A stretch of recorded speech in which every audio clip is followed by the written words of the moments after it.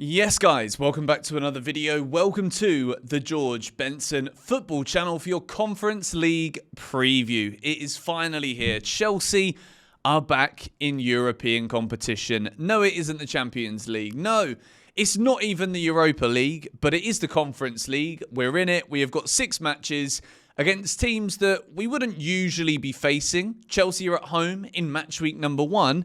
And we're facing Belgian side KAA Gent. And I know that a lot of you might be thinking, isn't it Genk? No, it's not Genk. That's Genk. We're playing against Gent. All right, very similar. There's only one letter difference. As it stands right now, the side that we're playing tomorrow, Gent, are third in the Belgian league, and Genk are first. Going to try not to mention Genk again after I just said it again there, just so that we can keep it focused on tomorrow's opponents. They've played 9. They've won 5. They've drawn 1. And they've lost 3 times right now in the Belgian league. And they're sat currently in 3rd place in the table. They're ahead of Club Brugge, who are also, I think, in the Champions League. So when it comes to looking at these teams, I think realistically, we've got to be very brutal here and say that anything less than winning all of these matches for Chelsea is a failure. I think as much as, obviously, it doesn't really matter how you get the job done, it's a competition that we want to be lifting the trophy. And even if we scrap through every single match, if we win it, we're obviously going to be happy. But the way that we have been playing so far under Enzo Maresca is filling me with a hell of a lot of confidence. I think what we will see from the Chelsea 11 are some players that absolutely right now are knocking on the door, deserving to get more minutes in the Premier League. And I think as much as right now it looks as though we've almost got 2 teams. You've got the Premier League starting 11, and then you've got the Carabao Cup, the Conference League starting 11. And both of those 11s are exciting. You had Christopher Nkunku up front last week for Chelsea, scoring a hat-trick against League 2 side Barrow. This is going to be a step up from that. This is not going to be as simple as playing against the League 2 team who, after the first 10 or 15 minutes, you could pretty much see the golf in class. I think Gent are going to come to Stamford Bridge. Chelsea are the biggest team in the competition, I believe, with the top seeds. Anyone who plays Chelsea in this year's Conference League is going to be looking at it thinking, well, this is the free hit. This is the game that we can go and just give it absolutely everything and try to do what we can to get a result. So what I want to see from Enzo Maresca's Chelsea here, I'm pretty sure we're going to see a lot of changes. And when you look at my Chelsea 11 that we're going to build in a moment, you can see that there has been a lot of changes that have been made.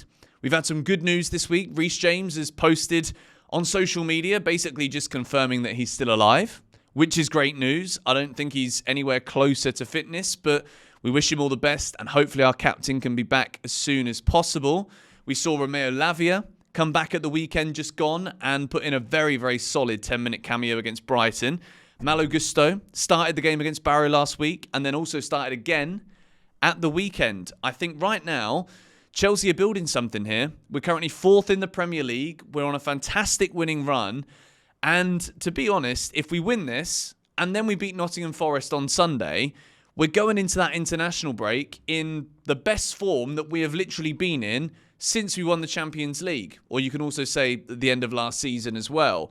But to be winning multiple games in all different competitions and being able to rotate the side the way that we are, but yet still seeing similarities in the changes of the play style is amazing to witness. I think the way that Maresca has come in, and you guys remember, I was in America for the pre-season tour. I was in one of the press conferences. I was at every single match. And I looked at it and I thought, I know it's pre-season, but is it going to take too long for these Chelsea players to understand Maresca's ideology? And the truth of the matter is, ever since that last international break, I feel as though it's been got. You know what I mean? I think everybody is currently on the same page. And I think you also cannot underestimate, for any club, be it Chelsea or whoever it is you're discussing, positive energy around the club and the positive conversation right now compared to the negativity that has just surrounded the club, be it for discussions about what's happening at board level. The results have obviously been poor. So by default, it doesn't leave a lot of good things to say about Chelsea when we're still firing managers, we're still not winning football matches, and to be fair, we've not really wanted to be in the Conference League. We didn't want to be 6th last season. We wanted Europa League at minimum. So I think now the dust is kind of settling and we've accepted where we are. And at the end of the day, we can only beat what's put in front of us right now. You can only beat Barrow, and tomorrow you can only go and beat Gent. So as much as I don't want to disrespect Gent, I think whatever Chelsea team gets put out there should have enough about them. But I don't know if it's going to be as straightforward and crazy scorelines as people would anticipate. I would strongly advise for these Europa League games, take a look. Conference League games, damn it. Literally just called it the Europa League. For these Conference League games, take a look at the teams who are playing. Take a look at their form and enjoy the away days if you're going to the away days. And also make some noise at Stamford Bridge. Every time that Chelsea step out right now and we win, it's building momentum. It's building confidence. And I think right now there is a serious confidence that is brewing at our football club. So without any further ado, it is now time to build my Chelsea starting 11. Let's talk here about the goalkeeper, shall we? Philip Jorgensen. It's been a topic all season long about Robert Sanchez. And I think if Enzo Maresca can, as much as we've won again, and like I spoke about this after the game and I'm still like debating with myself, going backwards and forwards, like, can Sanchez get away with still being the Chelsea number one if he's going to make 2 mistakes in one half that directly lead to another team's goal? And I said it at the beginning of the season.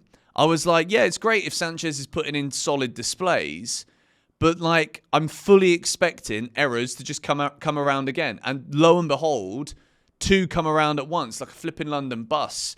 And Brighton got on it. Unfortunately, Cole Palmer was playing for Chelsea, which is fortunate for us, but for Brighton, not so. But Jorgensen is in goal. And I think it's difficult for Jorgensen because he's not going to be tested probably as much as he would if he was given a game in the Premier League. So, like, I don't really know what more he can do. But what I will say is it must be something in training. Maybe there is a bit of bias because the Chelsea goalkeeping coach was working with Sanchez before. Like, realistically, if Jorgensen doesn't get into the team after Sanchez makes mistakes like that, then, well, who knows? I'm still very much on the fence. I was really starting to give Sanchez the credit that he absolutely deserved. But the more I look at that game at the weekend, after the initial high of just how great we were going forward, the reality sunk in about Sanchez's ability as a keeper. So Philip Jorgensen comes in. I just really hope that he doesn't have a stinker as well, because then we've got a serious problem, don't we? We move into a Chelsea back 4 that we've absolutely never seen before and we haven't seen yet this season.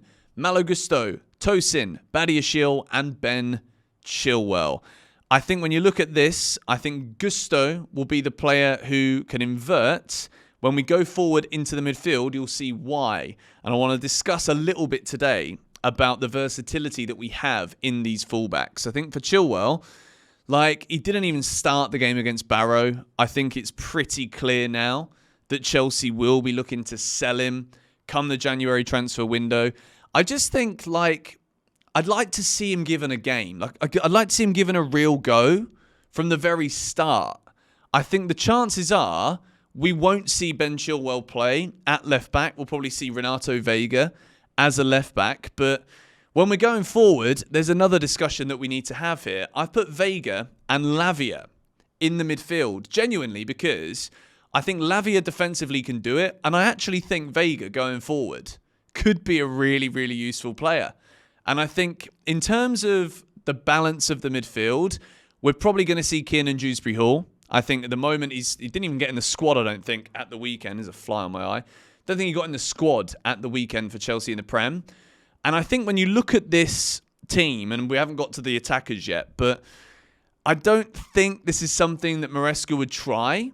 But I think Vega has got the ability to be able to do kind of what an 8 can do. Like, I think when sometimes he's diving into things a bit erratically, but he's confident. He can carry the ball well. He makes some good passes into the final third as well. So I think here, I'd love to see it. I don't know if this is a crazy idea. Let me know your thoughts in the comments down below. But Kiernan Dewsbury-Hall, so far at Chelsea, I'm not going to lie, I'm a bit confused. I'm genuinely a bit confused as to why we've bought him. And it's not to say that he's a bad footballer, but so far I've not seen enough at Chelsea. I don't think he's been good in the games that I've seen him playing. And to be fair, Renato Vega is playing so well when he comes on. He looks like the kind of player, as an enforcer, that can just come in and shore things up. And when you look at Romeo Lavia playing next to him, I think it's solid, to be fair. Maybe we don't have enough creativity, but when you go into the front four, then I think the creative answers flow. I think they come. And I also think Lavia, the way that he can be composed with the ball at his feet and pick a pass, also shouldn't be underestimated. So maybe Lavia is the player that is kind of roaming a little bit more in that midfield. If Gusto is obviously coming up, and we've seen him move into those kind of advanced number 8 positions this season, Gusto. So yeah, I'll be interested to see this. And with Chilwell, he also has a good relationship with Mudryk, who I've got on the left, with Joao Felix in the 10, Neto on the right, and Christopher Nkunku up front. I've seen a couple of people have commented when I'm doing the previews for the Conference League games saying, why Palmer? Do you know anything about football? He's not in the squad, okay? He's not available to be selected for the Conference League games. Neither is Wesley Fofana. Just as a pure protection for their fitness, I guess, and the balancing and management of the workload. So there's no Palmer available. But I think, look, you look at this Chelsea front line. You've got Christopher Nkunku, who scores every single time he's playing in a Chelsea shirt right now, be it from the start or off the bench. He scored a hat-trick a week ago. I think Joao Felix here, this is a big game for him. I think at the moment with these Chelsea players, the front line is just on fire. I think we need a big performance from Neto. I think Mudryk, ironically, like I know it's only Barrow last week, but I feel as though now that he pretty much knows that he's not really got a place in the team, I think the freedom that Mudryk played with a bit last week against Barrow, and I think we're going to see it in full effect here against Gent. I think Mudryk knows now that he's not done enough to secure a place at Chelsea. Sancho's come in, and he's quality. Madueke, hat-trick at Wolves, doing well. Still a bit selfish at times, but like he's got that spot on the right wing, and I think Pedro Neto and Felix are ahead of him in the pecking order across all of those frontline positions, and in Nkunku and Jackson and Palmer too. So as for my score prediction for Chelsea versus Gent, I look at this team and I think, as much as I don't think this is going to be the lineup I think Dewsbury-Hall will play, it shouldn't make too much of a difference. I'm going for a 3-0 Chelsea win. We scored 5 against Barrow, 4 against Brighton. I'm going with 3 against Gent, and then hopefully 6 against Nottingham Forest at the weekend. So let me know your score predictions in the comments down below. Let me know which players you're most excited to see play for Chelsea in this game. There's going to be a lot of changes. We know that. We've got a huge game Sunday afternoon again coming up against Nottingham Forest in the Premier League. Make sure you're subscribed to this YouTube channel so that you don't miss the 6 things we learned from straight after the game tomorrow. I might be live, but the chances are I won't be.